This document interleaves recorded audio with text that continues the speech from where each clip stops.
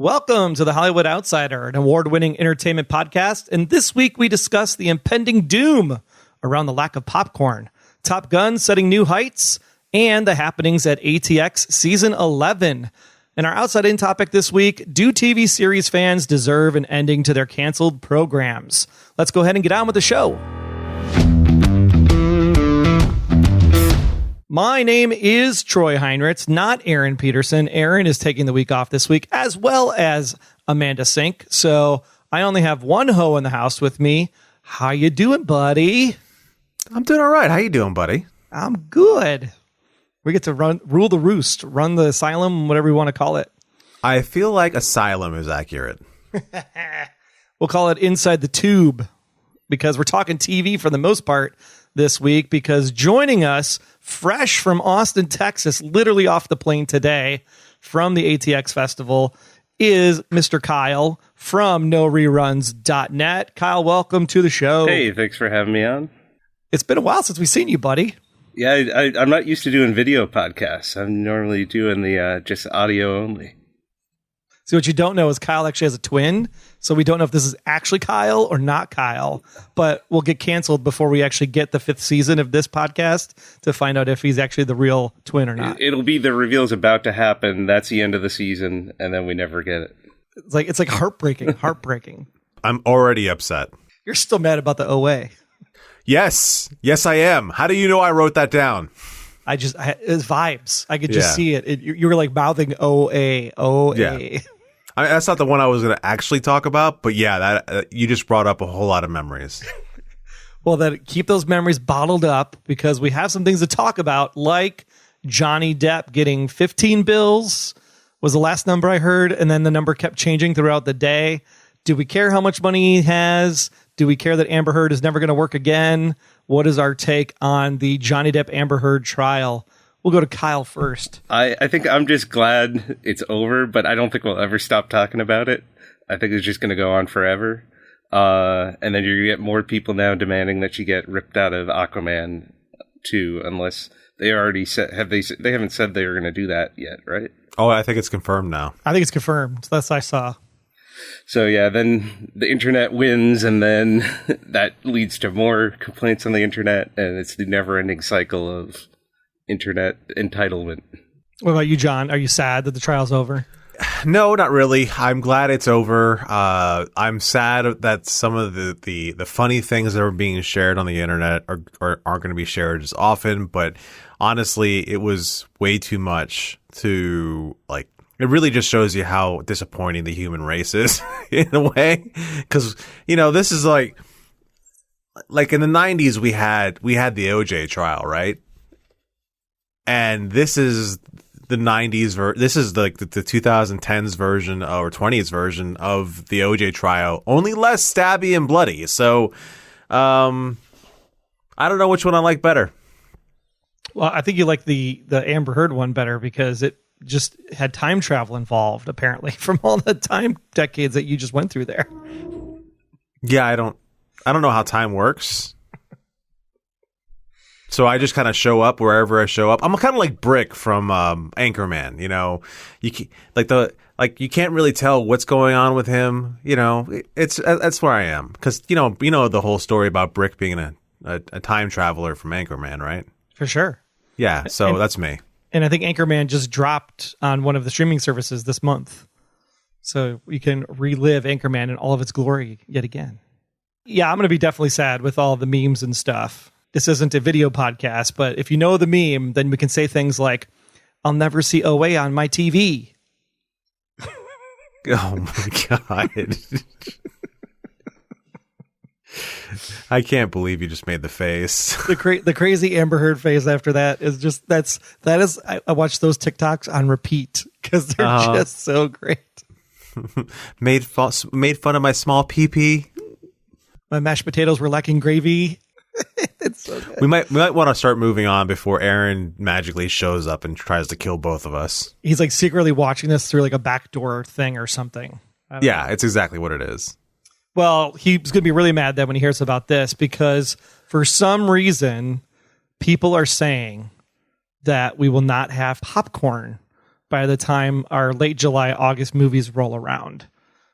I mean, Scott Clark would for sure be upset about this if you've ever seen that man eat popcorn.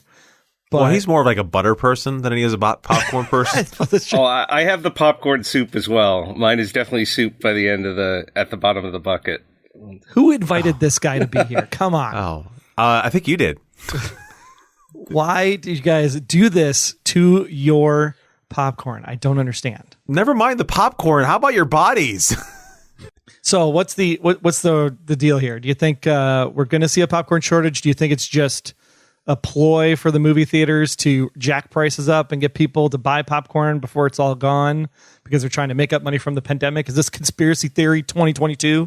If we were going to do a conspiracy theory, we would have to watch the corn companies' like profits margins and go through all the whole thing. Just to, like, you know, we're going to make 300% like whatever growth for the year, all in this span of the summer. I don't know. I can't imagine we're going to live in a world where popcorn supply is low when we've got high fructose corn syrup running around. We've got a whole bunch of other stuff. If popcorn's going to run low, that means Coke's going to go away and Pepsi's going to have problems and ethanol. I mean, all this stuff. Yeah, I think this is just a ploy. Like they're putting out the grease protection bags are running low so that they can sell you their $15 collectible tub that you can reuse, but no one ever uses them because they don't want to get them greasy to begin with because they're collectible, and so it's all like a big cycle to sell more collectible products. I can tell you that I went to see Top Gun, and I get the AMC Kids Pack, which is like, you know, it's a bag inside of a box. You get the fruit snack and the drink. I didn't get the box. I barely got the bag. I got a brown lunch bag that you would take to school when you were like a younger kid. Maybe you still take them today. But I had this brown bag, and the butter soaked through the bottom, so I'd have like doubled up napkins for it. It was disgusting. So the squeeze is already on, as they say. And they're trying to blame the farmers. They're actually saying that farmers, because of the pandemic, decided to not grow as much corn and switched over to soybeans because soybeans were more lucrative. And I don't see how that's possible because corn isn't everything. I think NATO's going to have to start investing in their own corn fields just to make sure they have enough product. I mean, I don't know what kind of product you're using, Kyle, but we can talk about that later. I got a guy on the inside. Get you a good deal. He's clearly just using the popcorn as a way to transport the quote unquote butter to his face. Oh, definitely. I'm not denying that at all. That's exactly what the popcorn is there for, is for the quote unquote butter. Yeah, because we can't really call it butter, can we? Like they don't even call it butter. They call it like buttery topping. Popcorn topping. Yeah. Yeah. Liquid gold or something. That it is. I have no idea. I'm pretty sure it's the same stuff that Clark Griswold sprayed on the bottom of that sled. Even though we're talking about eating popcorn, and then most people are doing that because they're seeing Top Gun. Top Gun Maverick, second weekend. This hasn't happened in like a long time. But the Paramount and Skydance movie collected $90 million over the weekend, above Sunday's already massive estimate of $86 million. So the fact that they were overshooting the estimate and it's still holding as high as it is in the second weekend, Kyle, I don't remember the last movie prior to the pandemic that was able to be this successful in the second weekend. Do you? No, I mean, Tom is just cruising through the box office there. Kyle waited all day on the plane to use that. Oh, I have it written down in my notes. I didn't want to forget that joke. But I'm disappointed in both of you. But I think it helped that there was pretty much nothing new this week. But still, I mean, it's still a great achievement. I mean, it'll be interesting next week when Jurassic World comes to definitely take a bite out of that. Pun intended. Man, he's 2 for 2, John. I hate you both. He's stealing my game this week. I don't understand. He really is. He's like stepping all over your toes. And you brought him on the show. I regret this decision already. Yeah, it's bad. What do you think, John? Do you think that the last installment of Jurassic is going to knock off fighter jets and Ruskies and all the good stuff that's happening? I can't imagine it not happening like that. Like 2 weekends in a row of fighter jets, that makes sense. But I don't know. I'm pretty sure that on the third weekend, senseless violence involving dinosaurs wins. Now, have you had a chance to see Top Gun yet, John? No, Still not. That's a bummer. I'm still stuck in the middle of nowhere, man. I know. But you'll be the one person. You're going to go see it next weekend. You'll be the one person that puts it over the top and it beats out the dinosaurs because you went next weekend. I'm not doing that. It's not that I don't want to. Just not worth it. Crazy word of mouth for Top Gun. So if you haven't seen it yet, definitely go see it. Would you say that this is better than the first one, Kyle? I'd say it's just as good. I mean, I can't remember when I actually first saw Top Gun. I don't think it was in the 80s. I think I saw it later on because that would have been rated R, right? Right. Yeah, so I don't think Yes. I saw it as a kid. I think I saw it later on. So I didn't have that huge nostalgia factor for it. But yeah, I think it's pretty much on par with the first one for me. And this is now bigger than Tom Cruise's last kind of big domestic box office win, which was War of the Worlds. War of the Worlds brought in $243 million, Cruise's highest grossing film in North America, pandemic or not. And now Top Gun Maverick is sitting at $295. It was a 29% decrease from last week, which is actually better than Spider-Man No Way Home and Doctor Strange Multiverse of Madness, which both declined 67% in their sophomore outing. So you can tell like how much leg this has right now. Batman itself, right? Robert Pattinson's Batman, it only fell 50%. So for this to only drop 29%, it's a pretty big deal. People want to come back to the movie theater. And it's a good thing because we got lots of good stuff coming. Yeah, no, that's very exciting to see that the theaters are picking up in activity, especially for a movie like this. I remember actually seeing this movie in the theater. I was still living in Panama. One of the parents of the group, of the group of kids, took us all to go see it, and it was quite an experience for 8-year-old me. You know what is a good experience for 8-year-olds? What's that? Seeing Scream. Okay. Because you should be a little bit older to see Scream. Okay. But sadly, for those of us that do want to go back to the movie theaters, the one person that doesn't want to go back to the movie theaters is Neve Campbell, because she is not coming back now for Scream 6. I can't really say that I blame her. She's done enough of these movies. She doesn't need to hang her hat on this stuff anymore. I welcome her to go off and do other things. I just finished up watching all of Lincoln Lawyer on Netflix, and she's fantastic in that. I want to see her do more things like that. I don't need to see her go back to the Scream franchise. I saw Scream 5 not too long ago. And though it was nice seeing her there, and it was nice seeing her, I much rather the idea that this is a baton handoff to the next generation. What did you think, Kyle? Did you like seeing the OG back in this movie, or would you rather have had it just ride off into the sunset and just go with the new crew? Oh, I thought they did a good job of bringing in the old people first, just pass it off to the new people. So I don't think she's necessarily needed in this next film. I'm also wondering if they're just saying this and then she's going to suddenly magically show up and they just won't advertise it. But, yeah, because I saw mixed stories. One said it was like a money dispute. Another one said she hated the script. So who knows where the truth lies in there. But, yeah, she certainly doesn't need to do yet another Scream movie. Yeah, it was saying something about like the role wasn't written well for what Cindy could live up to from an expectation perspective. And then I saw another report that basically said you wouldn't have this franchise if it wasn't for this character. So even if I only say 2 things the entire movie, pay me ungodly amounts of Brinks truck money in order to make this thing happen. And they wouldn't pay her, so she walked, which is fine to me. Like you said, I think the handoff happened in Scream 5. You don't need Courtney Cox, David Arquette. We all know what happens in Scream 5. And then, of course, you have, Sydney. We don't need Cindy anymore because we have the new cast. And I thought the new cast really did really well to carry the torch forward from what they brought to the screens in the 5th movie. So we'll have to see what happens for sure.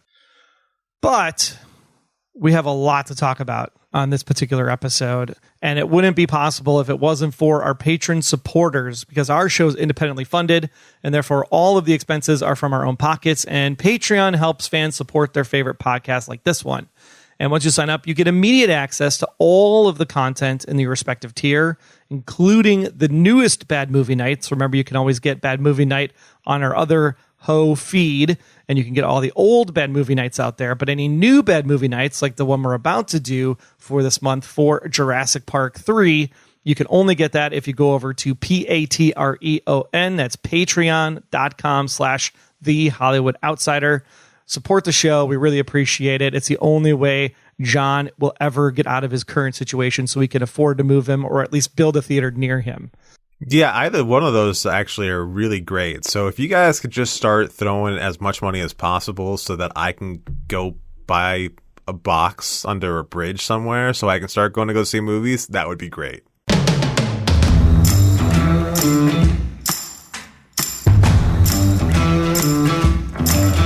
With that, let's go ahead and transition into why Kyle is here in the first place. So ATX, the American Television Experience, has been going on for 11 seasons now, primarily housed down in Austin, Texas, the same place that you've heard us talk about on this show, the South by Southwest fun that happens up in March. So the television experience is strictly television, where South by Southwest is like movies and entertainment and music and technology. This is solely focused on television, and it really tries to do a good job of bringing back not only current information, but also things from the past. And this is the one year that I wanted to go see this in person, because two of my most favorite shows were having reunions this year. I couldn't make it. I couldn't see Kyle in person. I was so sad. So instead, we figured Kyle would come here. He would tell us all about it. Kyle, first of all, how's Austin doing? Does it feel like the festival has recovered from pandemic times? I know this was virtual the last 2 years. Yeah, what did you think about the return to Austin? Yeah, they changed some of the venues around this year, but it still felt very much the same as it's been. I've been going since season 4, and it definitely still had that small festival feeling, but also big in the sense of all the programming that they bring to it. So they try to do a mix of like current shows, old shows and reunions, and upcoming shows. They want to show you usually they have a pilot or two from the upcoming fall season. So they have that same mix. They also try to do a mix of show-specific panels as well as these topical panels. So they do a nice job of bringing in people for one thing, but then mixing them up and finding combinations of panelists to make all these other interesting panels. What's a typical day for you? Like, are you up at like 5 a.m. trying to get in line for stuff, or do you get to like eat a nice breakfast and then you can... This isn't Comic-Con. Like they usually only let people start lining up about an hour before. So, and the first panel of the day is at 10 a.m. So this is nowhere near as bad as Comic-Con. I mean, the sun is worse, so you're waiting out in the sun. But I think this year, the only things that people seem to break that 1 hour thing were the Scrubs reunion and the maybe the Parenthood and Westworld. But those were still pretty close to an hour. But Scrubs was the main one that people started lining up super early. Because that is the best show on TV by far, for sure. Yeah, and that one they also added a separate, like, Bill Lawrence, Zach Braff conversation about how they work together. And that one... Oh, that's cool. So what they did this year was they used to always use the Alamo Drafthouse Theater, which those were nice to be in, but they only held 80 and 120 people. So this year, with that theater shut down, they ended up switching to the Paramount and the Stateside for a lot of their things, which hold 700 and 1,200. So the really nice thing was a lot of people got in to see these things when normally they probably would have stuck it in one of those other theaters, which would have been very limiting. However, the Zach Braff and Bill Lawrence panel was in this new 100-person room, so that definitely filled up. And they also had like a Station 11 panel, which was in a smaller venue that also completely filled up. I don't think they were expecting that for the Station 11, but that one was one of the other ones that the only two panels I went to that were completely full at one point. That's because those people are probably Aaron's friends and don't understand the quality programming that Station 11 was. I mean, John appreciates Station 11, and he would have been at that panel had he had the chance to get down there, I'm sure. No. No, that would have been a really great panel to be at, but only for Aaron's sake could I have to say no to that. Okay, so you're playing the role of Grumpy Gus this week, I understand. Yeah. Somebody's got to do it, right? See, I'm not generally a Station 11 fan. I was actually had planned to go to a script reading that they had, because those are always fun. They bring in people that are there for other panels just to do all the various parts for the script reading, but that got canceled. So then I had an open slot in my schedule, so I'm like, I'll just walk across the street and go to the Station 11 panel. But I mean, it ended up being pretty interesting. They had people from all different departments. They had like an editor, a costume designer, a music person, a casting person. So it was all the different departments, and they talked about everything that it takes to put the show together. Which, I mean, it's a wonder how anything ever gets made with so many different departments that all have to coordinate and figure things out. Costume designer, isn't that basically going to a thrift shop, putting clothes on, and then rolling around in the dirt for that show? Well, one thing. Well, they were mainly talking about the whole Hamlet play scene, and so the woman was talking about how they wanted to use all synthetic fabrics because that's all that would be left after the apocalypse. But the problem is all that stuff's super flammable. So then they had to make sure the lighting guy wasn't going to light it really hot and set the costumes on fire, especially with like the headdress was like all made out of cardboard, and so they had all these other issues that they had to try to use like some kind of spray to make it fire retardant, and also make sure, like at one point he lights some fire, so they wanted to make sure it wasn't too big of a fire, and so they had to think about all these extra things just because of that problem with the fabrics. So that's the kind of fun stuff that you want to go to a con like this to get that inside information, because I think that's cool. What happened to Susie? I don't know. She was wearing a dress made of movie reel film, and somebody lit a match right next to her. Did you get? Well, like you already mentioned, the big ones were, of course, the Parenthood reunion, the Scrubs reunion, and then Westworld had a pretty big reveal during the course of the panel that nobody was expecting to happen. So why don't we go ahead with Parenthood first? What was the news coming from the Parenthood panel? So Parenthood, there wasn't really any big news. They had four of the cast there for the reunion. They had Monica Potter, Erica Christensen, and then Dax Shepard, and the woman that played his wife on the show. And so that panel, it was interesting to hear like their audition stories and other behind the scenes stories. Monica Potter was a little out of it during the panel. And so she was doing weird faces and talking to the audience and like mimicking hearts and squirming all over the couch. Definitely something going on there. So it was a little distracting at times. Like, the creator of the series was trying to give some whole heartfelt speech, and so one side of the theater was like ooh and ahhing at that, and meanwhile I could hear from my right ear, I could hear laughter. Everyone completely lost it based on what Monica Potter was doing on that side of the room. So, but somehow the rest of the people, Erica Christensen was right next to her, she somehow managed to ignore most of it, and Dax was good at like bringing things back. Like she said some pretty inappropriate things during the panel, and that HR, and then she kept saying, I wonder if HR is going to find me and things like that. So it was very, very weird and strange. Did Dax's podcast come up at all, or did he keep it more focused on the show itself? I don't think he mentioned his podcast. The podcast came up all the time in the Scrubs panel, much to Bill Lawrence's dismay. But yeah, I don't think Dax ever mentioned his podcast. Because the Scrubs Rewatch podcast is amazing. The two of them doing it together is such a good show. Such a good show if you're a Scrubs fan. So people waited over an hour for Scrubs. And it looked like we had Bill Lawrence, we had Zach Braff, we had Donald Faison. Who else ended up making it for the reunion? Dr. Cox showed up? Dr. Cox showed up. He didn't say much, but he was there. They had Carla. They had, who else was there? Elliot was there. Okay. I can't think of their real names. I think that was it. Oh, no, they had the janitor.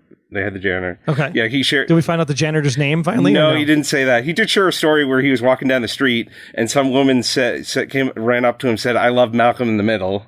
And then he said, "You're half right." And he said, "Oh, I love Malcolm." And then, so there were other, like, fun and interesting stories of, like, fan encounters. And they did talk about, like, somebody asked them, would you come back for a reboot? And they said definitely they would come back. And so they think it's just not if, but when everyone's available. Donald suggested they do a movie if that made things easier because people would be available. Yeah, they were all, like, you could sense that they were still all loved to be around each other and the chemistry was all still there, definitely. I heard rumor that there was a reprise of the musical episode during the course of the panel. They did sing Guy Love. Somebody asked them to sing a little bit of Guy Love. So Zach and Donald sang a little bit of that. And then Sarah said that she doesn't sing. So somebody asked her later on if she could lead everyone else in a rendition of the opening theme song, which she did. And then she kept on making sure everyone was joining her so she wasn't singing alone. And then, of course, the Hollywood Outsider is also the home to the Beyond Westworld podcast. And Kyle's done some great stuff and on-the-scenes reporting for any kind of Westworld type things. What was all the buzz around Westworld? I heard they had some activations this year, as well as the panel also. Yeah, so they had this really cool coffee cart outside for the first 3 days of the festival, where basically you would walk up to the coffee cart and you start ordering your coffee. And as soon as they asked you your name, all of a sudden this ominous music would start. Their face would freeze up and they'd just like stare at you for a good full minute. It got uncomfortable after a while. They might twitch their face sometimes. I visited the coffee cart 3 times. They might twitch their face sometimes and then spurt out some ominous thing like, "She's coming for you." And then all of a sudden he'd be back smiling. "Oh, what's your name?" And then he'd write it down and finish your order. Like, just like not even like didn't miss a beat. Like, it was just so like really well done. And so that was there. There's a bunch of pictures out. It looked like all the various cast members. And they also had one of the white drone hosts walking around, just walking up behind people throughout the day, like just randomly harassing people in the line for Paramount and Stateside Theater. So that was fun and interesting. So I love when they do things like that, where they actually like interact with the people waiting in line, because that waiting in line in the sun is just...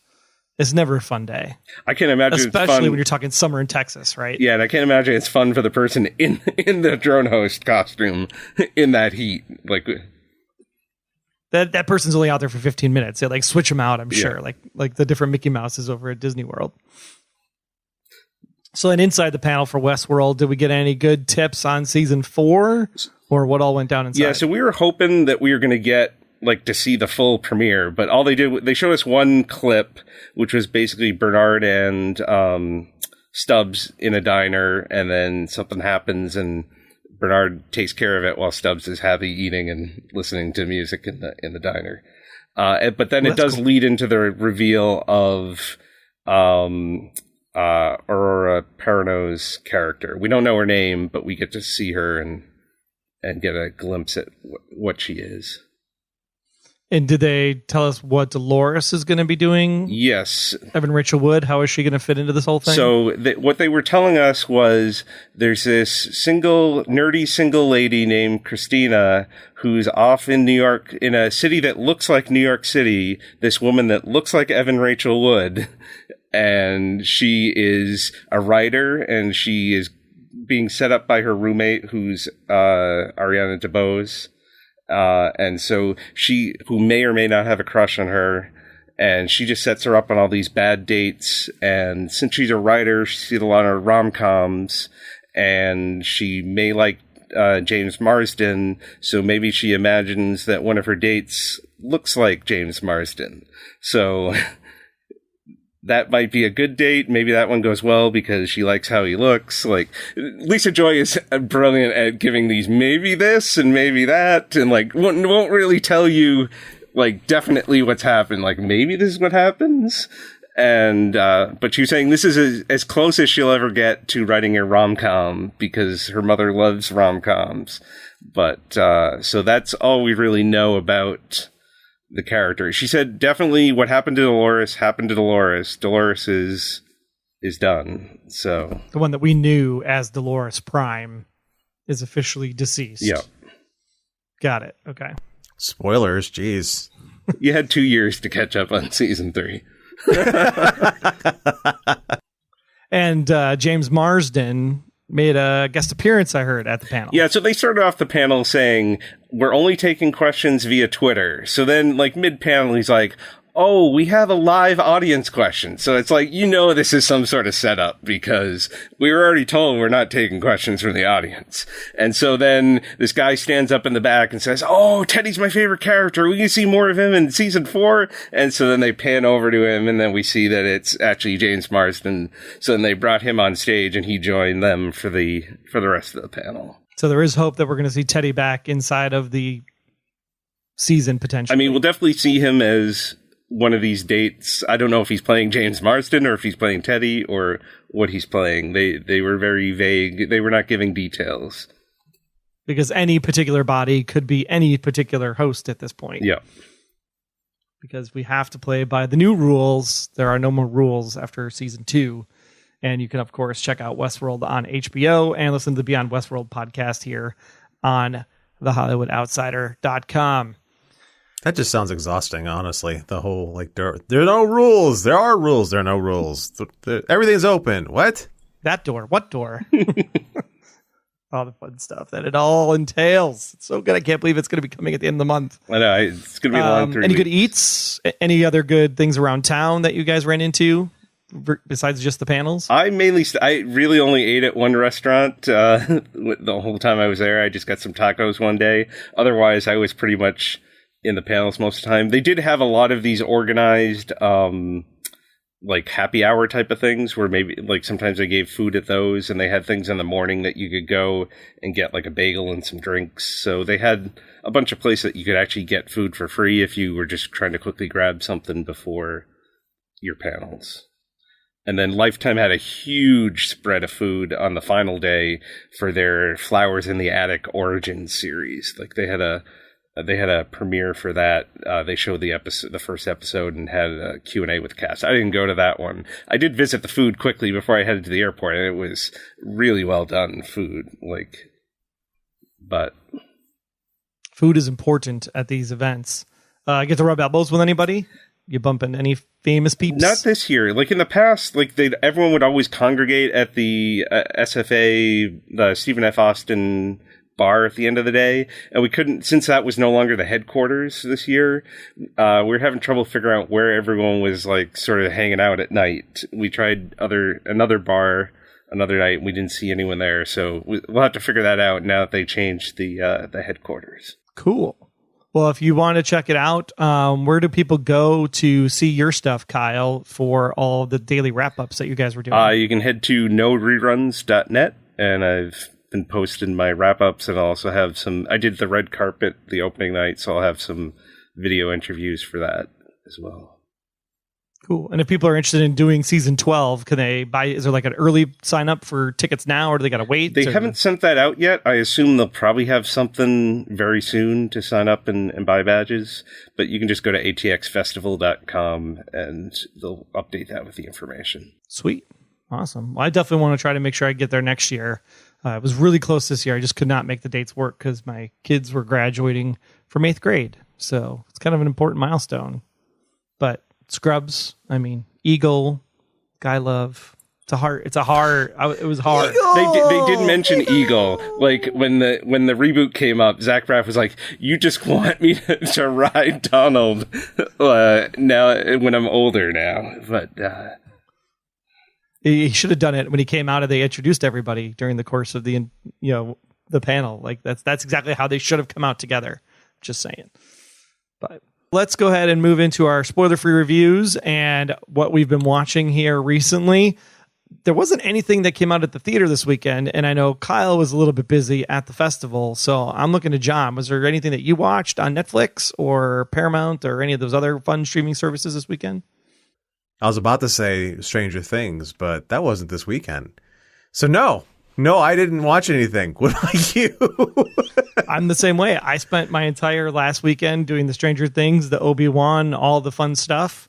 The one thing that I did notice, though, while I was watching Stranger Things is that Love, Death, and Robots did drop a season 3, but I wasn't done with season 2 yet. So I've been watching season 2 of Love, Death, and Robots so I can get ready for season 3. So that is my plan for this weekend, is to catch up on Love, Death, and Robots season 3 over on Netflix, because they haven't canceled that one yet, but it might happen. I don't think they're going to. The animation stuff they're doing is actually pretty fantastic. I don't foresee them canceling some of that stuff, because it's a little bit cheaper than dealing with some of the shows they're getting rid of. Yeah, I mean, all of the stuff that they do on that show is really fascinating. I remembered I went back and actually watched Helping Hand, I think it was, from season 1.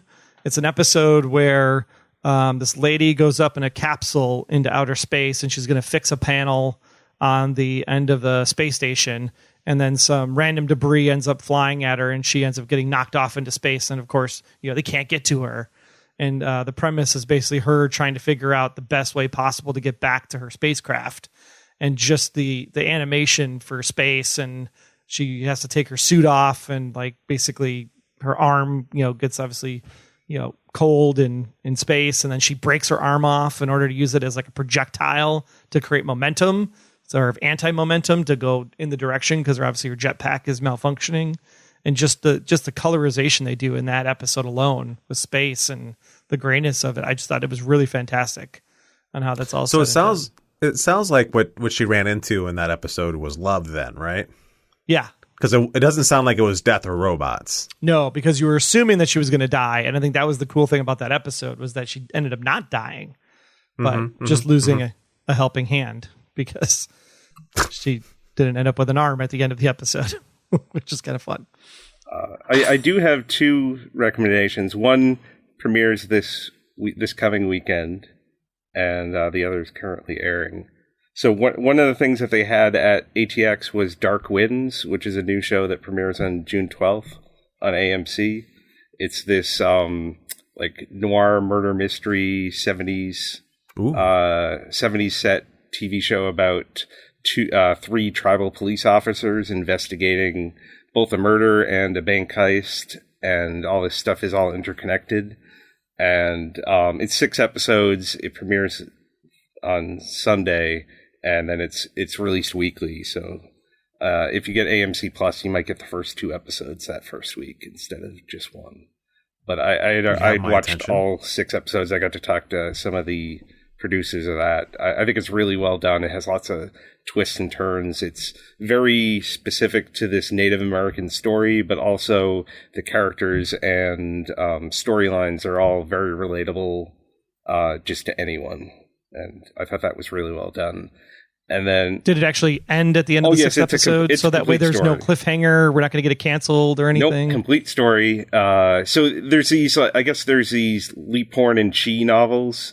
I've never read any of them, but this basically tells one complete story with those characters. So they could easily bring them back and tell another story, like basically how they're doing all these other shows based on book characters, like trying to implement one book. Although here, I guess all these different characters are all in different books, all written by the same author, but they merged 3 of these characters all into the same story, so that they didn't have to wait and bring characters in way later on. So they kind of took pieces of all of the books, sprinkled it in to make this one series. Yes. But there could be a potential they could pull some of those other stories if this does well, exactly, to keep the series going. But at least we'll feel like there was a satisfying conclusion at the end of the 6. Yep. And then the other show, it's another one that I saw a panel for at ATX. It's called I Love That For You. It's on Showtime. They're almost up to their season finale, so you could binge it all if you get Showtime for a month. But basically, the premise is Vanessa Bayer plays this woman who goes to try to work at a QVC type of place.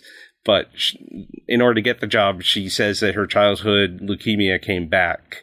And so now it's a sitcom, but she's trying to cover up this lie, but she's really good at her job. So now she's conflicted.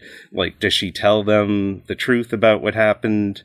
Or does she just keep going with the slide, but the situation keeps snowballing because they want to like take advantage of this for the QVC station and promote it, but now it's becoming bigger and bigger and bigger. But it also has Molly Shannon, and it has I forget what her name is. She was a woman from Blackish is also in it, so it's really well done. And I don't know if this one's going to have a conclusion at the end because there's still another episode to air, but we'll see. But I've really enjoyed what I've seen so far. Did it run the sitcom format then, like 20, 25 minutes, shorter episodes? Oh, yeah. I don't know how long because it's on Showtime, but it's like half-hour episodes, probably less than that. But yeah, so it's only 4 hours for the whole season, if that. And then I assume everybody's going to see Jurassic World this weekend, except for John, because he doesn't have a theater to see it Definitely. in. Sounds about right. Yeah. I already ordered my 3D tickets.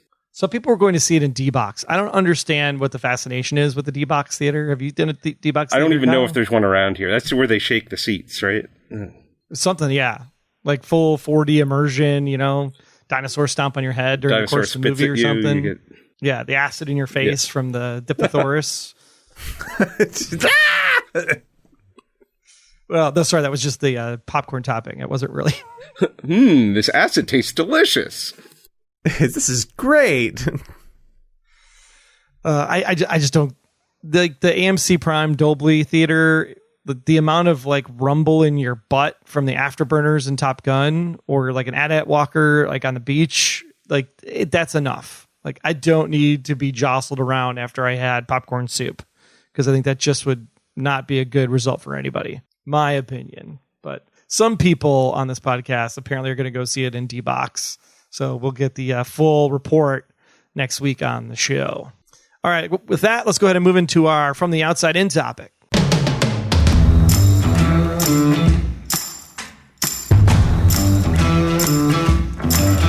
Well, recently over 40 TV shows were canceled and not given a proper ending. That's recently. That doesn't even conclude all of the ones in the past, like the OA for John, or maybe Timeless, or some of those other ones, which did getting a little bit of a reprieve, if you will. But there are plenty of shows out there that left us on a cliffhanger and did not get a proper ending, much like the recent axing, which happened, which was HBO Max's Raised by Wolves, which did end on a second season cliffhanger and will have no resolution whatsoever. Yeah, that one stings too. Yeah. Because I didn't even start watching the second season. I was going to watch the second season once the finale aired so I could binge it. And then I got the news and I'm like, I guess I just won't even bother watching season 2 now. Yeah, should I watch season 2? Was season 2 any good? I was halfway through it, and now I'm not going to bother finishing it, because what's the point if it's not going to end? So I finished it. I thought season 2 was better than season 1, and yeah, I'm so annoyed. Is it like OA level annoyance, or is it below OA level annoyance? No, this is more like flash forward level annoyance. Okay. Flash Forward is a show that I really loved. I thought it was really great. It ended, and I was like, that's going to be good. And then when they said it's canceled, I was like, well, that sucks. And I moved on. What's the biggest one, John, that's impacted you? The one that cut me, the one that really, really cut me, that just took everything from like every little bit of like the last little bits of joy in my life, the last little thing of like whatever it is that makes me me, the one that would just like stab that in the face was the canceling of Stargate Universe. Oh, okay. So for those who don't know, the Stargate series, whole universe, well, the Stargate world had 3 shows. The first show was Stargate SG-1, which kind of picks up where the movie left off and creates this ever-expanding world. They pushed it a little further by doing Stargate Atlantis. Stargate Atlantis was kind of a carbon copy of Stargate SG-1, only different characters. Introduced a lot of people to Jason Momoa. Was it a good show? Yeah, for the most part, it was a good show. But again, kind of a carbon copy of Stargate SG-1. Stargate Universe was a completely different show from the first 2. The only way I can really equate it was it's kind of like Lost in the Stargate world. and it does something completely different. It gives you an entirely different thing to worry about as far as a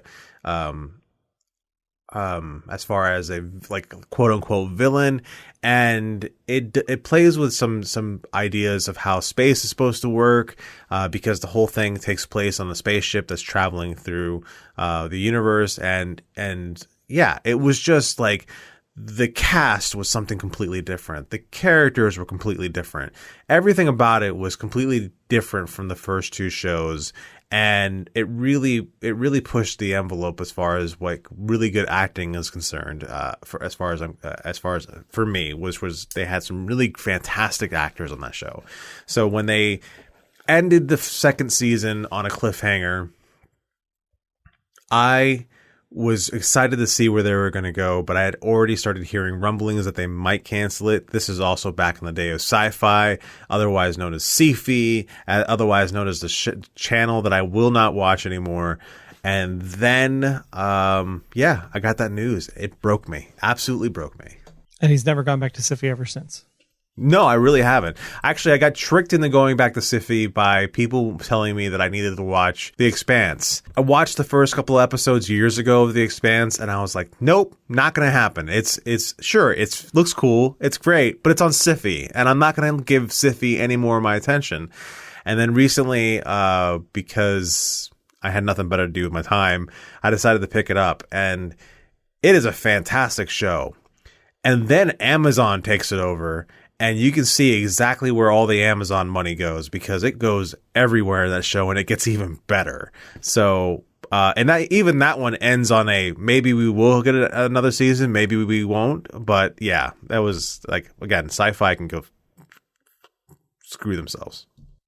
Yeah, Sci-Fi was like good for like the 2-season thing. So they even like beat Netflix. Oh yeah, they at their own game. They were doing Netflix's thing long before Netflix ever did. What about you, Kyle? What's one that gutted you when it came? I don't think I've ever been like gutted, torn to the core, that kind of set, but one that still bugs. Oh, sure, I'm the weird one, Kyle. So one that still bugs me to this day is Santa Clarita Diet on Netflix. It got 4 seasons. It builds to this huge cliffhanger, and then we never get to see what happens. And so I just loved those characters. I found the world so much fun. It's basically a show about people becoming basically zombies and trying to eat brains and things. But but it was a sitcom, or not a sitcom, but a comedy. But yeah, I just enjoyed that show so much. It was one of the few shows on Netflix I actually would watch as soon as it dropped. I'd binged through the whole thing, and then I was so excited. Like, season 4 just leaves you like they do something to one of the characters, and you really want to see what happens next, and then we'll never find out. It's one of those I wish they would have just brought it back for one final season to wrap things up, or even just a movie or something. Yeah, because I mean that seems to be like the way this goes typically, is you at least get some kind of movie, but not always. Because the one that I wouldn't say I'm like gutted by it, but I really enjoyed the concepts and where it was headed. And when we got to the end of its run in 2014 was Revolution. Revolution had a really great premise with the power being out, and then the fact that there was the ability to actually turn the power back on. It was just being blocked by this kind of nanobotic technology. And then when they didn't pick it up at the end of season 2 for a third and fourth season, you're left with this like unknowingness that there's this nanobotic alien technology that's kind of out there that they have to go fight against. And all we get is a stupid comic book, which wasn't even that good to resolve the story. And it was just really, really depressing, because the entire show was actually really fascinating about a different take, what a post-apocalyptic world would look like without having the whole like war as the, backing thing. But of course, war does then break out as people vie for supplies and resources and people, much like The Walking Dead. So I was really disappointed that Revolution did not get at least a movie, because it did get the comic book. Like, some streaming service at least would have picked it up and made it happen. But unfortunately, that is not the case. I wonder if that would have happened if it was more recent, like with what they did with Manifest. I'm wondering if maybe they would have picked that up like these days. Or more importantly, like the fact that the people that were involved with Revolution were also involved with Timeless. And then that way, at least they know that this is what happened to Revolution. He's not going down with the flames again. So they at least gave Timeless the movie to wrap it up, which I think was super, super cool because I love the way that Timeless finally did actually wrap up the show. Like that was really, really well done, really stellar for what they had to work with. Right. It's not the greatest thing on TV by any stretch of the imagination, but it definitely was for network TV. It was a good movie send off for Timeless specifically.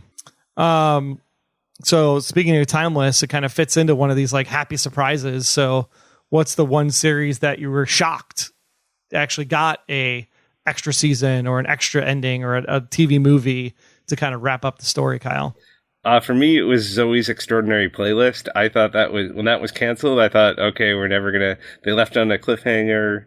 He can suddenly hear stuff like, so that we're just going to be left with that. But then out of nowhere, we get the Roku channel, like providing a wrap up TV movie, which like shocking both the network that did it and that we actually got a wrap up movie for it. So I was at least happy that we got some kind of resolution there for that show. Even though the ending of season 2 was completely predictable, but that's exactly what was going to happen. Maybe predictable to you. I didn't see it coming, but did you like the final movie, the Christmas special? Yeah, I thought it was a decent. I mean, it's tough to wrap up a whole show in one movie, but at least it provides some. It was able to address what we saw at the end of season 2, and then give it some kind of, at least somewhat of a conclusion, which I think it worked out pretty well.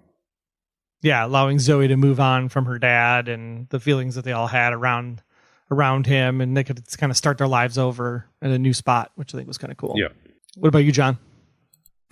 For me, which lands in this category pretty easily is Farscape. Farscape's another one of these sci-fi shows. It just makes me mad about mentioning a sci-fi, but the end of this final, what ended up being the final season, was definitely a cliffhanger for that show. And you know, if you haven't seen it, John and Aaron are on a boat and they're having this sweet moment because they just worked really hard to save each other's lives, and they're having this great moment where they're talking about their future and where life's going to go from there. And then they get shot and disintegrated, and you've got everybody else on the main ship who's seeing this happen. They're screaming. The buddy that I was watching this show with, he's screaming. I'm screaming. We're both on our feet. We're both yelling at the TV, like, what just happened? And then we're waiting for the next season to come, and they canceled the show. But what we ended up getting was a final like wrap up to the whole series called Farscape: The Peacekeeper Wars. And it really did tie a nice bow on the whole story, and really let the series end beautifully. And see, and that was a series that I think people were very much tied to. Like it was a point in time series where if people found it was like a cult following for that show. Yeah, absolutely. And I think that's what a lot of these that get these movies finales. It is a true cult following that like screams at the top of their lungs to make this stuff happen. And obviously much easier today, right? With social media and campaigns and Twitter blitzes and things of that nature. So for Farscape to be able to do that in kind of this post-social media, pre-social media era, I think that's really a testament to the fans of that particular property to make that happen. Absolutely. Mm-hmm. Like I said, I mentioned Timeless, right? The Timeless season 2 finale ended on a cliffhanger of Rufus being killed in 1888 San Francisco, and a future Lucy and Wyatt coming home to the 2018 timeline. As these future time travelers explain, like we were all just like, what? You killed Rufus? What? And then they canceled the show, and everybody just lost their shit. I mean, like letter campaigns, Twitter campaigns, everybody was jumping all over the board in order to make sure that we figured out what was actually happening, because then we found out like was it Rufus's girlfriend was actually going to be pregnant or something. And so it's just this whole thing that just sparked a complete firestorm on the internet. And then not only did it get like a final movie, but it was like The Miracle of Christmas Part 1, Part 2. I think we have something familiar brewing at NBC on how they can finish these shows, right? Because it was a Christmas thing for Zoe, it was a Christmas thing for Timeless. So if you need to bring back a show on NBC for a finale, just have a Christmas special, and then they'll go ahead and throw it on in the December month, so they got nothing else airing, and then it'll probably end up happening. But Timeless, they were able to finish it up. You have Lucy and Wyatt, doing all the things that they need to do in the finale. I don't want to ruin it because it's still a pretty recent show. But it was really, really good to see that Timeless had a good closure because of the movie, and it made all of us Time people super, super happy, especially the Remaking History podcast, which our friends Doug and Karen, they did a really great job over there covering Timeless. And I know they were big. Their whole group was part of the campaign to get this thing to happen. So, but if you haven't seen Timeless or Farscape or Zoe's Extraordinary Player List, definitely check them out because they're very short, only 2 seasons. So, and a movie, and you'll be all good. Now, we've all been there, but with so many shows, is it even fair to expect the studios to deliver an ending to the show that someone's watching, John? Like, do we, the fans, as consumers, do we have a right to demand an end to our stories? Or is it just art and tough shit? Well, I don't think this has anything to do with whether or not it's art and it's tough shit or anything else like that. But it definitely is the luck of the draw. If you can find your audience right away, then yeah, you have a right to be able to tell the stories. What I think is more important to this whole idea is that find your audience first. Take your first season to really develop your audience and really focus on any sort of marketing campaigns you can do, any sort of driving your audience to find more of its audience to share it with ideas. I mean, those are the things that need to start happening when it comes to this stuff. I know that I've become a kind of person that unlike Troy, who's like, hey, the Station 11 thing, you better watch it or I'm going to start mentioning it to you every 5 minutes. I am more so like, what I'm watching that I really like? I like this. Please give it a shot. If you don't... Since you guys can't see, Kyle literally just put on his Station 11 hat that he got at the panel that he didn't want to go to in the first place. So I'm hoping that Kyle's actually putting that hat in the mail for it to be at my house. Is that a fitted hat? It looks like a fitted hat. It's one of these snapback hats. Oh, is it? I didn't adjust the back, but it is a new era hat. That's a fine quality hat. A fine quality hat. It really is. Anyhow, I really try to express, hey, this thing that I have that I'm watching is something I really love, and maybe you will, maybe you won't, and then I leave it at that. But still, I lost my point, but I think you guys all know it, right? I feel it for sure. Yeah. What about you, Kyle? So I don't think it's fair to expect them to always wrap up everything, but I do think that they have a responsibility of not leaving things on a cliffhanger when you don't know if you're coming back. You could wrap up the main arc of the season, but don't then throw in someone possibly dying or some other big thing that may never get resolved.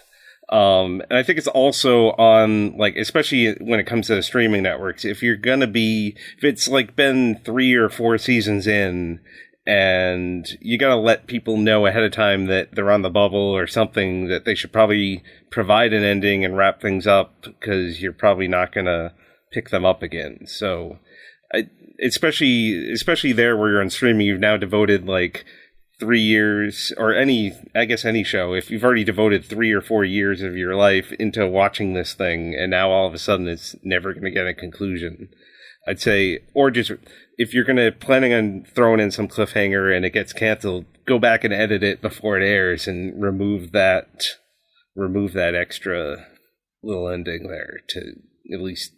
I mean, you could film a little 5-minute wrap up that they could tack on at the end to just wrap things up in case. Or a little mini web episode or something you can just throw up on YouTube. Or yeah. Playing devil's advocate to the whole thing is that what if some of these shows actually put the cliffhanger in specifically so that they can drum up interest in the show so that they can specifically make sure they get a next season. So, and it just ends up backfiring on them. I knew we were going to have conspiracy theories at some point in this show. I think they definitely did that for that V reboot series. They definitely made that thing go nuts at the end and threw in these big, huge cliffhangers when their ratings were already tanking. They were just trying to force the network to try to pick them up at that point. That show was hot garbage. Elizabeth Mitchell was hot for sure, but the show was garbage. I hate you. Kyle is saying it should be the writer's responsibility to make sure that the ending is at least a solid ending because they should know well enough in advance, in his point of view. John, you're saying that the fans really shouldn't be expecting anything at this point because people are just here to screw us over. I didn't think I sounded that absolutely negative, but yeah, sure, whatever. I think it's on the network, honestly. I think it's the network's responsibility. You're the ones that are going to cancel the show. Like, it's not like you don't have time to fill on the programming schedule, that even if the show was complete crap, it's like you've seen, like, for example, if you're watching a particular 22 episode network show, they're usually done filming, say April-ish time frame, second, third week of April. Then that after it goes to post and all that other fun stuff to get cleaned up before it airs in May, of course. But the big thing is that the networks have seen a copy, so they know what's going to be happening. So I think the networks have a responsibility to say, look, we've invested 2, 3, 4 years into this particular property. We should absolutely at least have one episode to let them wrap up a story if they can. And if it's not an episode, it's a movie, or maybe it's a YouTube clip or something on the DVD, but there should at least be like, how does it freaking end?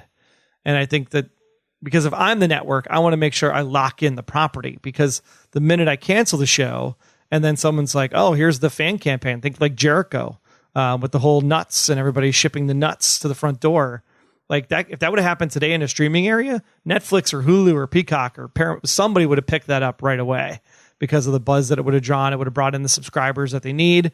If I'm CBS, I'm like, no, I'm locking that down because I want to make sure the property stays with me and I get the money off of that property, even if it's less than I was expecting it to be. At least something's better than nothing versus having it go somewhere else, a la The Expanse, and being better than it was on the original network. So yeah, I think the networks have a responsibility to try to keep the properties that they invested in originally, unless of course it was like a Berlanti show or a WB show that they bought that wasn't part of the in-house ABC Studios or Universal Pictures or what have you. I think that's also part of the problem. If you have a show that ends in a cliffhanger, now in this whole streaming world, it's going to go sit on some streaming service, but who's going to want to watch it if they know it doesn't have an ending? Like, I know as soon as some show gets canceled second, third season, I just delete it off my TiVo unwatch, whatever I haven't watched, because why am I going to bother watch it now when I know it has no ending to it? Right, like Raised by Wolves comes off of my list now, because why bother watching season 2 if it's not going to be around for anything more than a cliffhanger at the end of season 2? And as interesting as season 1 was, I mean, the show is friggin' slow. I mean, it is a very slow burn show. It doesn't get any faster either. And I will tell you that I don't know if it was better or worse than Dune, but I thought when I was watching Dune, the movie, that I was watching Raised by Wolves. Well, it's worse than Dune, but I see what you're saying. Yeah, I mean, I literally thought, like, because I was watching Dune on HBO Max, and when the movie started, I'm like, is this a commercial for Raised by Wolves season 2? Oh no, this is the movie. Sorry. Because it felt very similar in pace and tone.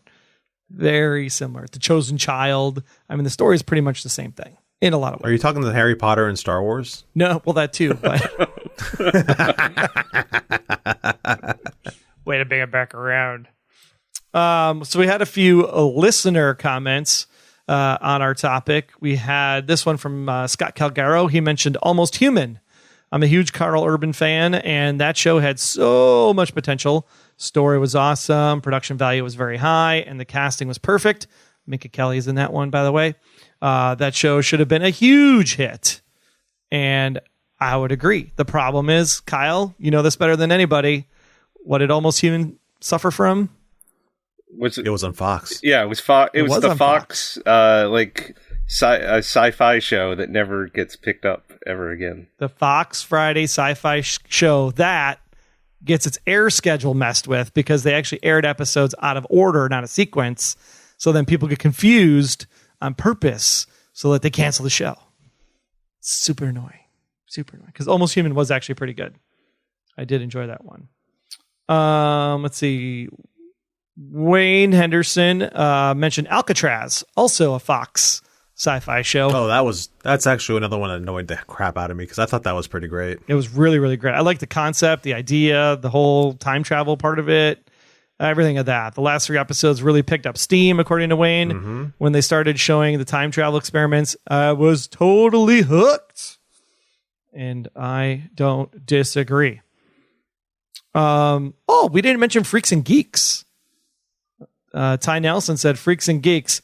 I didn't watch when they first aired, but discovered later both are unlike any other shows I'd seen before them. They each have somewhat satisfying finales. He's also talking about Lodge 49 in here. You definitely feel like you got a complete story or conclusion to most character arcs. What makes me miss them isn't the unresolved stories needing to know what happened next. It's the actual characters themselves. Spending time with the people I connected with and sharing the impactful moments of their lives, then suddenly ripped out of your heart. They're gone.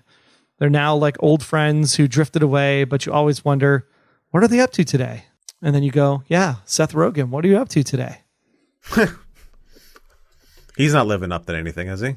Not at all, right? Freaks and Geeks launched so many careers that it's hard to believe that got so little attention because it was such a good show. It was really, really, really, really, really good. And then I guess we got to also mention Flash Forward, right? We brought that up once already, but Flash Forward made me angry from Andreas. That show really had potential. Carnival was hard too. And at the moment, I'm really sad about Raised by Wolves. But at the same time, I get why it did not have a huge audience. This show is everything but mainstream. That is for sure. Raised by Wolves is a very niche show. Yeah, I mean, as much as I really enjoyed it, there's that show has an audience that's tiny because a lot of people will not have the patience or the understanding or the willing to be pliable on anything that happens in that show. So it's the same audience that watches Station 11 and Lost and Flash Forward and The Event and La Brea. Well, La Brea got renewed. I know. I don't understand how that's possible. What was the other one that was the same thing? There was the other one where they went... That was Fox. If they went... Terra Nova was probably the closest to La Brea. But the fact that La Brea gets renewed and Debris does not get renewed, especially at the end of Debris, when you have the big reveal of who's coming into the show at that time. And I'm just like, why are you doing this to me? Why do you bring John Noble into a show and then you cancel the show? It's Oh, he's kind of becoming like the kiss of death for some shows, isn't he? He's like John Noble's here. Oh, this show's done. Dude, you be quiet. He did all 5 seasons of Fringe, and it was freaking amazing when it ended. That's all he ever needs to do ever again. Like, that's it. He could just do Fringe and be that. That's it. Like, that's a feather in his cap. He doesn't need it. That's the top of his career right there. One that actually I just remembered. Wait. Don't forget though, eating some mad chicken and burning himself alive in Return of the King. Well, I know. And also like eating like cherry grapes or cherry tomatoes in a weird way. Like that was disturbing. So one that actually just popped into my head that I remember, I bring this up posthumously because I didn't see it when it was on the air, but it was Surface. Oh yeah. That's another one that was like, that one had that one kind of suffered for one thing because it was coming on around the same time as Lost, and everyone said, you know what we need? We need the next Lost. So it has to be like this big overarching story, and it has to have this really weird sort of Bible that goes along with it. And it checks off all those boxes, only it has a really great cast, and it has a kind of a cool premise. And it was one of those shows that I caught on Netflix or something, and I just fell in love with it. And I was like, there's got to be another season of this coming. And then I did some reading, and I caught it 2 or 3 years after it was canceled. You didn't find that ending satisfying with the church flooding and everyone stuck inside, and then it just ends? Yeah, no, that wasn't satisfying. No, Yeah, the one that was like that was Invasion. where it was the hurricane, but then the inside the water of the hurricane tide were like these little all the alien things that were infesting people's bodies. Kind of an Yeah. invasion of the body snatchers twist. Like that was a good show Yeah. too. I like that one. Yeah, again, that was something that came out around the same time as Lost, that was trying to do the big show, the big cast Lost thing. And really, at that time, we only had the attention span for one Lost. We didn't need another one. Yeah. So good topic. All good shows that go by the wayside. OA. Man, we will miss you. God damn it. That one cuts me, man. That is a hard ending to end on and not have another episode. Seriously. And it's that show really, like, you know, we talk about Raised by Wolves and how Raised by Wolves really, you know, has a niche that it sat in. And this, I guess you can say this one did as well, because the OA there was nothing else like it on television that I can come close to thinking about. I mean, it wasn't like Westworld at all in any way, shape, or form, since it came on at the exact same time. I mean, there wasn't anything on TV that was like it. She didn't have the Westworld budget. I feel like you're trying to set me up. But no, there wasn't anything else on TV. There wasn't anything like Altered Carbon that was very close to it as well. That was on at the same time on the same channel that had the OA airing on it. Yeah, but Altered Carbon, though beautifully done and shocking as far as the quality of like for Netflix is, because it could practically be on a movie screen too. Altered Carbon was just okay. It wasn't the OA. The first season I thought of Altered Carbon was pretty damn good. We're gonna have to agree to disagree on that one. Come on, you have the full amenities of the hotel, and then the freaking guns come out of nowhere. And there are great scenes. Awesome. You're absolutely right. There are great scenes in Altered Carbon. It wasn't the OA. The OA was something that hit me in like a piece of my heart that died years ago, and it was just like it started waking up this whole like enjoyment of magic, and yeah, that was it. It was rekindling your lost spirits in a way. Yes, pretty much. Yeah, I get that feels. I understand where you're coming from. Right. But yeah, Altered Carbon was the reason I did buy my first 4K HD high definition Dolby Atmos sound. I mean, it just was like, ugh, like yeah, no. beautiful. Altered Carbon was amazingly produced. I think that Joel Kinnaman, though I enjoy him in most things, in Altered Carbon, he wasn't good enough to keep my attention. No, he specifically was like watching paint dry.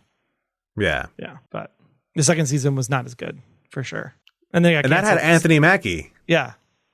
And I would watch Anthony Mackie read a freaking phone book. So you tell me what the problem with that show is. But would he get Netflix? through the whole phone book before it got canceled? Probably not, because it would be on Netflix. And Netflix would be like, okay, well, there's a lot of people watching this, but there's nobody talking about it on Twitter or something stupid like that, so let's just cancel it. Yeah, only Rain Man got through the entire phone book, so. Right. All right. Well, if you had fun with this episode, make sure you share your thoughts on it or anything we talked about this week on social media, either in our Facebook group or on Twitter. We're at Buy Popcorn over on Twitter. Our website is thehollywoodoutsiders.com. You can email us at feedback@thehollywoodoutsiders.com. Make sure you go ahead and rate us and subscribe on your preferred podcast app as well. You can find John's artwork on Insta and Twitter at @RJohnDraws. Amanda, when she shows up, you can find her on Veronica's Marshmallows and Smirk. And she can find her on Twitter as well at Sync Into This.